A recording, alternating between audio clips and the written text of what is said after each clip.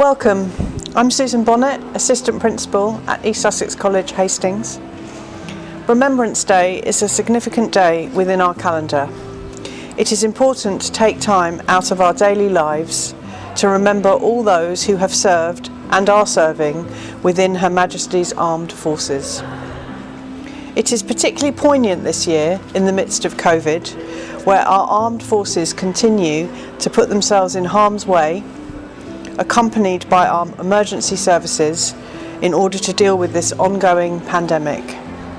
We need to reflect upon all those who sacrificed everything yesterday in order for us to have our today. We wear this poppy as an enduring symbol of remembrance. The money raised supporting our ex-service personnel and families of those who have lost their lives during the conflict. Here at East Sussex College, Hastings, our Public Service Department has marked their respects in the creation of this unique virtual remembrance service. In Flanders Fields, John McCrae. In Flanders Fields the poppies blow, between the crosses row on row, that mark our place, and in the sky, that lark still bravely singing fly. Scarce heard amid the guns below, we are dead, short days ago. We lived, felt dawn, saw sunset glow, loved and were loved, and now we lie in Flanders Fields. Take up our quarrel with the foe, to you from failing hands we throw. To torch be yours to hold it high, ye break faith with us who die. We shall not sleep though poppies grow in Flanders Fields.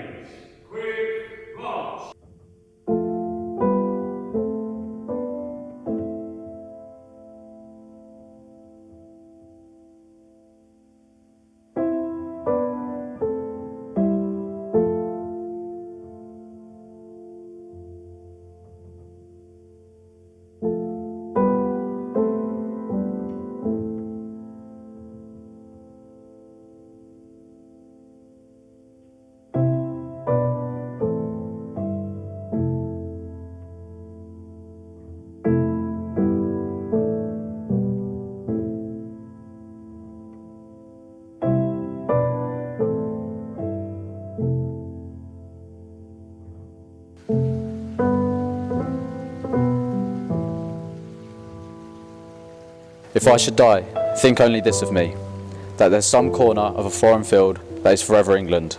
There shall be in that rich earth a richer dust concealed, a dust whom England bore, shaped, made aware, gave once her flowers to love, her ways to roam, a body of England's, breathing England's air, washed by the rivers, blessed by the sons of home, and think this heart all evil shed away. A pulse in the eternal mind, no less, give somewhere back the thoughts by England given, her sights and sounds, dreams as happy as her day, and laughter learnt of friends and gentleness, in hearts at peace under an English heaven.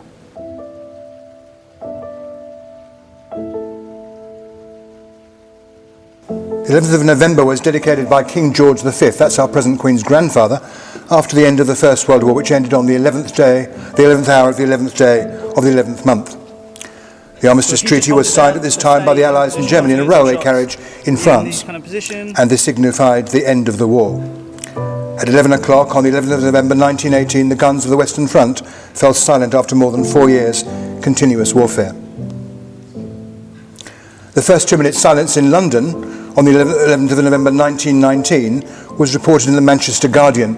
This is what the reporter said. The first stroke of 11 produced a magical effect. The tram cars glided into silence, motors ceased to cough and fume and stopped dead. The mighty limbed dray horses hunched back upon their loads and stopped also, seeming to do it of their own volition. Someone took off his hat, and with a nervous hesitancy, the rest of the men bowed their heads also. Here and there an old soldier could be seen slipping unconsciously into the posture of attention. An elderly woman not far away wiped her eyes, and the man beside her looked white and stern. Everyone stood very still. The hush deepened. It had spread over the whole city and became so pronounced as to impress one with a sense of audibility. It was a silence which was almost pain, and the spirit of memory brooded over it all.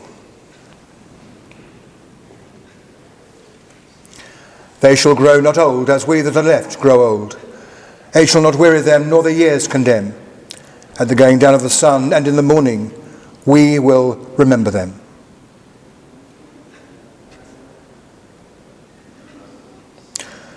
Ever-living God, we remember those whom you have gathered from the storm of war into the peace of your presence. May that same peace calm our fears, bring justice to all peoples, and establish harmony among the nations through Jesus Christ our Lord. Amen.